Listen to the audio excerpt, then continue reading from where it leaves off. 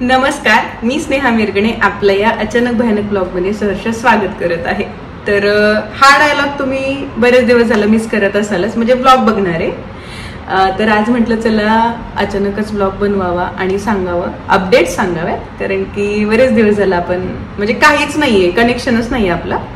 तर सगळ्यात पहिलं माझी तब्येत ठीक आहे म्हणजे पहिल्यापेक्षा थोडीशी बेटर आहे, पण स्टिल मला काळजी घेणं गरजेचं आहे। इथून पुढे काही महिने तर खूप जास्त काळजी घेणं गरजेचं आहे। तर सगळ्यात आधी ज्यांना माहित नाही त्यांना सांगू इच्छिते की मला लोअर बॅक पेनचा त्रास आहे आणि चांगली ट्रीटमेंट चालू आहे।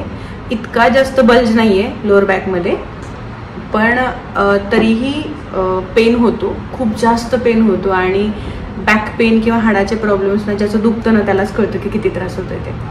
तर ह्याच्यातले सगळ्यात खूप साऱ्या अनएक्सपेक्टेड गोष्टी घडत आहेत। 20 दिवस झाले बेड रेस्ट आहे, एवढं मस्त चबी झाली आहे मी, जाडजूड झाली, वजन वगैरे वाढले झोपून। आईकडे थोडे दिवस सासरी वगैरे होते आणि आता तर सर्दी पण ऍड झाली त्याच्यात पाणी बदलामुळे झालंय। सगळ्यात आता खूप मोठ्या गोष्टी सांगते मी आता। बघा लाईफ कसं अनएक्सपेक्टेड असतं, आपले प्लॅन्स कधीच वर्कआउट होत नाहीत। तर सगळ्यात पहिली गोष्ट म्हणजे मला डॉक्टरनं सजेस्ट केलंय की मी माझ्या वर्कमधून ना काही महिने सुट्टी घ्यावी। याचा अर्थ टीचिंगमुळे मी जगू सुद्धा शकत नाही असं बोलायचे। तर आज महिना झाला मी मुलांना शिकवून आणि इथून पुढे 6 महिने मला कसलंच टीचिंग करायचं नाहीये।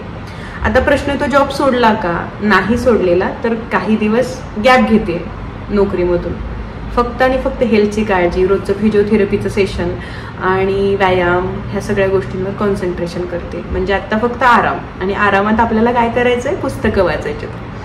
दुसरी गोष्ट की बाबा आता 6 महिने झालं, म्हणजे ही दुःखाची पण गोष्ट आहे, पण माझ्यासाठी ही गोष्ट आनंदाची आहे, एक छोटीशी गोष्ट आनंदाची आहे। म्हणजे तुम्ही असं म्हणाल की यार ह्या इतकं दुखतं हिचं तरी पण ही त्यात पण आनंद कशी शोधते। तर मला असं वाटतं की प्रत्येक गोष्टीत ना काही चांगल्या गोष्टी पण घडत असतात। आता गोष्ट ही चांगली आहे की नाही, आधी वाईट गोष्ट सांगते। वाईट गोष्ट अशी आहे की सॉरी पुण्यात राहणाऱ्या सगळ्या जवळच्या लोकांना सॉरी, मी सध्या पुणे सोडलेलं आहे, काही महिन्यासाठी असो किंवा काही वर्षांसाठी असो, माहित नाही आता आयुष्य कुठे घेऊन जाईल, पण मी आता पुणे सोडले। आणि दुसरा प्रश्न असा आहे की आता मग मी कुठे गेली तर आता मी कुठं आहे, तर डॉक्टरांनी असं सजेस्ट केलं की खूप वेळ उभा किंवा खूप वेळ बसायचं आपल्याला नाहीये बॅक पेनमुळं। तर आत्ता मग आपल्याला काय करायचं, आराम करायचा। आराम आता आई पप्पाच्या घरी किंवा सासरी तर नाही ना इतके दिवस राहू शकत नवऱ्याला सोडून, तर आमचे हजबंड अमरावतीत आहेतच। तर म्हटलं चला अमरावतीला शिफ्ट होतं, तर अमरावतीकर आणि मी अमरावतीत शिफ्ट झालेली आहे, जस्ट झालेली आहे। तर या सगळ्यांमध्ये एक चांगली गोष्ट अशी आहे की तब्बल 1.5 वर्षानंतर मी आणि आमचे सरकार एकत्र राहतोय, तब्बल 1.5 वर्षानंतर। 1.5 वर्ष झालं लांब होतो। आणि दुसरी गोष्ट दुःखाची अशी आहे की मी ज्या गोष्टीमुळे जगू शकत नाही, म्हणजे इतकं अनएक्सपेक्टेडली मला माझ्या इन्स्टिट्यूटमधून इतक्या लवकर निरोप घ्यायची वेळ आली, ह्याचं मला फार फार फार दुःख वाटतं। म्हणजे मी ज्या इन्स्टिट्यूटसाठी, ज्या माझ्या विद्यार्थ्यांसाठी जीवाचं रान करायचे, जीवाचं रान केलं, खूप मेहनत घेतली मी, ह्या विषयावर मेहनत घेतली। मी असं म्हणायचे की मी माझ्या प्रोफेशनशिवाय जगू शकत नाही, मी माझं टीचिंग मला जिवंत ठेवतंय, माझं मॅथमॅटिक्स म्हणजे माझं प्रेम आहे। तर त्या गोष्टीला म्हणजे हे असंच ब्रेक लागणं अनएक्सपेक्टेडली, हे फार म्हणजे फार भयानक होतं माझ्यासाठी। पण स्वतःच्या हेल्थ पुढे किंवा स्वतःच्या जीवाच्या पलीकडे मोठं असं काहीच नसतं। तर आयुष्यात ना प्रत्येक गोष्ट कधी ना कधी सोडूनच द्यायची आपल्याला।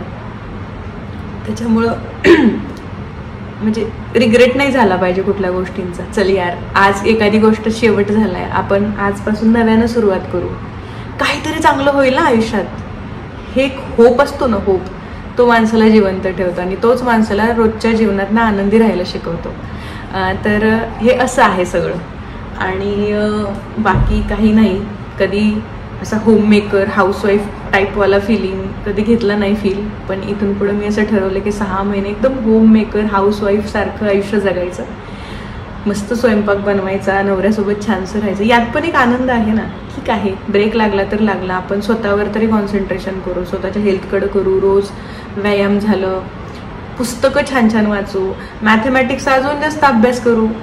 म्हणजे ह्या पॉझिटिव्ह गोष्टी आता आयुष्यात घडणार आहेत. माहीत नाही मला याच्या नंतरचा व्लॉग कधी येईल, कधी आपण एकमेकांना भेटू, माहीत नाही मी बाहेर फिरायला जाईल की नाही, माहीत नाही, काहीच माहीत नाही, ब्लॉगिंग करेन की नाही, किंवा आता ब्लॉगिंग स्टॉप झालंय, आता सुरू कधी होईल, नेक्स्ट ब्लॉग कधी येईल, हे काही माहीत नाही. Life is so unexpected. म्हणजे काय होईल आयुष्यात काही सांगता येत नाही, आपल्याला काय सोडावं लागेल, कधी आपल्यापासून काय दूर जाईल सांगता येत नाही. आपल्याला फक्त प्रिपेअर राहावं लागेल आणि आजचा दिवस फक्त आपला आहे आणि आजचा दिवसच आनंदी आणि छान समाधानाने जगला पाहिजे. आणि ह्या जर्नीमध्ये ह्या काही दिवसात मला एक गोष्ट रिअलाईज झाली, ती म्हणजे आपली हेल्थ आणि आपल्या फॅमिलीपेक्षा मोठं असं काहीच नसतं. म्हणजे हे सारं जग तुम्हाला त्रास द्यायला बसलंय, सगळ्या गोष्टी तुमच्या अगेन्स्ट जातील, तुमच्या हेल्थवर परिणाम होईल, पण भोगायचं शेवटी तुमच्या हेल्थला, तुम्हाला स्वतःला आणि तुमच्या फॅमिलीला असतं. त्यामुळं ना खूप काळजी घ्या स्वतःची आणि आपल्या जवळच्या लोकांची, आपल्या फॅमिलीची. तर एवढंच सांगेल. एवढं बोलून मी माझे भाषण संपवते.